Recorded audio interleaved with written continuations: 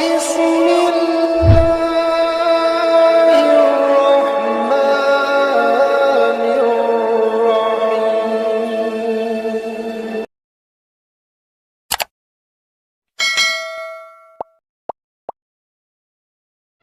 Bismillah wa bihamdih. Assalamualaikum warahmatullahi wabarakatuh. Alhamdulillahil wahidil ahad, al-fardus samad, alladzi lam yalid wa lam yulad wa lam yakul lahu kufuwan ahad. Jazallahu anna sayyidana Muhammadan sallallahu alaihi wasallam ma huwa ahluh. La haula wa la quwwata illa billah. Amma ba'du. Para pendengar channel Dalang Takdir rahimakumullah.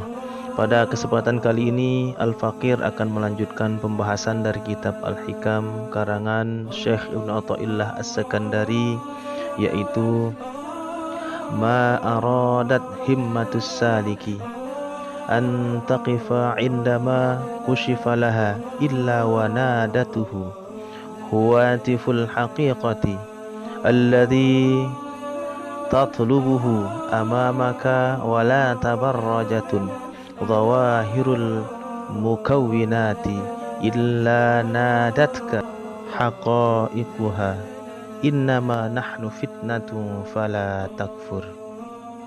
Tidak bercita-cita seorang salik untuk berhenti ketika terjadi kasyaf atau terbuka perkara yang gaib padanya, melainkan suara hakiki berseru kepadanya, apa yang kamu cari masih jauh di hadapanmu.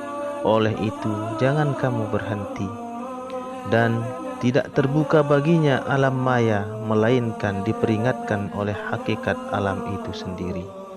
Sesungguhnya kami adalah ujian, karena itu janganlah kamu kufur.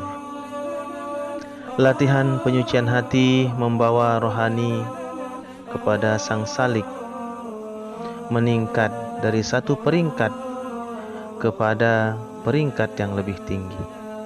Kekuatan rohaninya bertambah, dan pada masa yang sama juga pengaruh serta kesadaran indrawinya berkurang.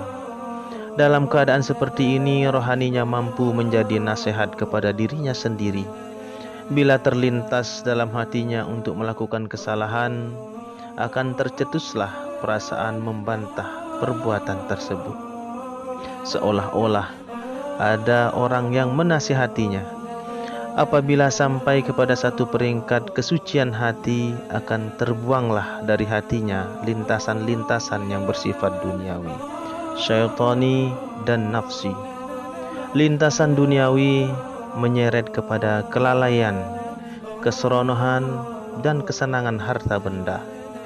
Lintasan syaitani menyeret kepada perlakuan syirik dan bid'ah yang bertentangan dengan sunnah Rasulullah SAW.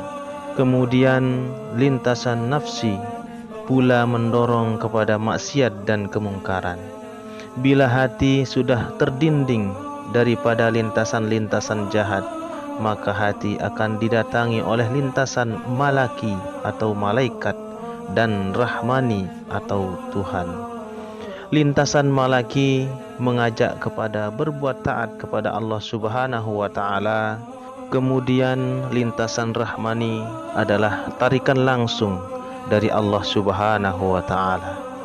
Dalam lintasan-lintasan duniawi, syaitani, nafsi dan malaki, manusia mempunyai pilihan untuk menerima ataupun menolak. Tetapi dalam lintasan rahmani, hamba tidak ada pilihan. Tidak ada hukum sebab musabab yang membolehkan mencegahnya, dan tidak ada hukum logika yang boleh menguraikannya. Di sini timbullah berbagai anggapan tentang Tuhan, karena dia menyangkakan yang dia lihat adalah Tuhan. Timbullah sangkaan yang Tuhan adalah nur dengan warna yang tertentu. Ada pula yang beranggapan Tuhan itu rupanya tegak seperti huruf alif. Ada pula yang mengatakan Tuhan adalah cahaya yang sangat halus. Bermacam-macam lagi anggapan tentang Tuhan muncul akibat kejahilan mengenai alam gaib. Prasangka yang meletakkan zat Allah Subhanahu wa Ta'ala di dalam ruang dan berbentuk adalah suatu kekufuran. Bahaya penyelewengan akidah kepada orang yang belajar ilmu hakikat kepada yang bukan mursyid atau bukan ahlinya adalah sangat besar.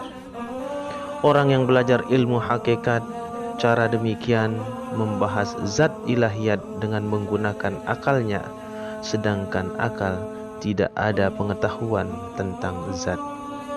Murid atau seorang salik yang mendapat bimbingan dari guru yang mursyid dan beroleh rahmat, taufik dan hidayah dari Allah Subhanahu wa Ta'ala akan dapat melalui fitnah tersebut dengan selamat.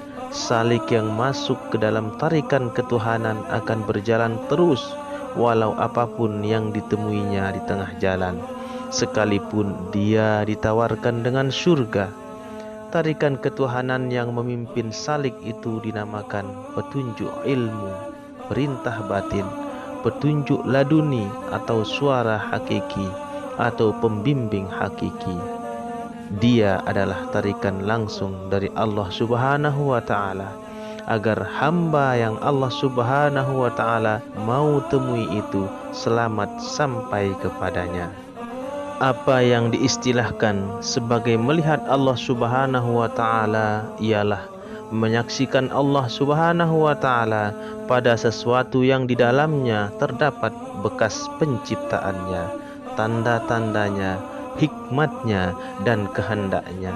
Ia merupakan penglihatan akal serta mata hati atau melihat nurnya, yaitu melihat rahasia Allah Subhanahu wa Ta'ala yang tersembunyi pada sekalian kejadiannya. Zat ilahiyat tetapi tinggal tertutup oleh kegaiban yang mutlak, ghaibul ghuyub.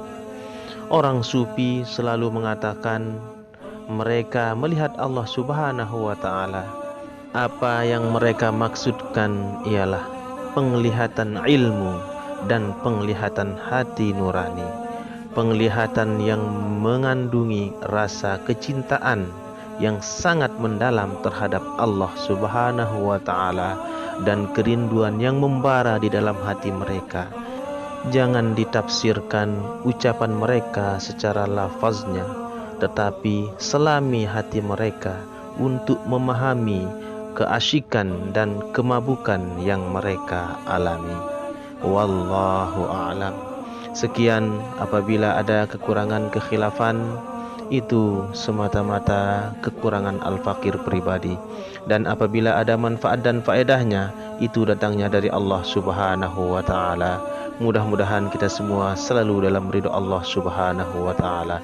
Wallahul muwaffiq wal hadi ila sabilir rasyad. Wassalamualaikum warahmatullahi wabarakatuh.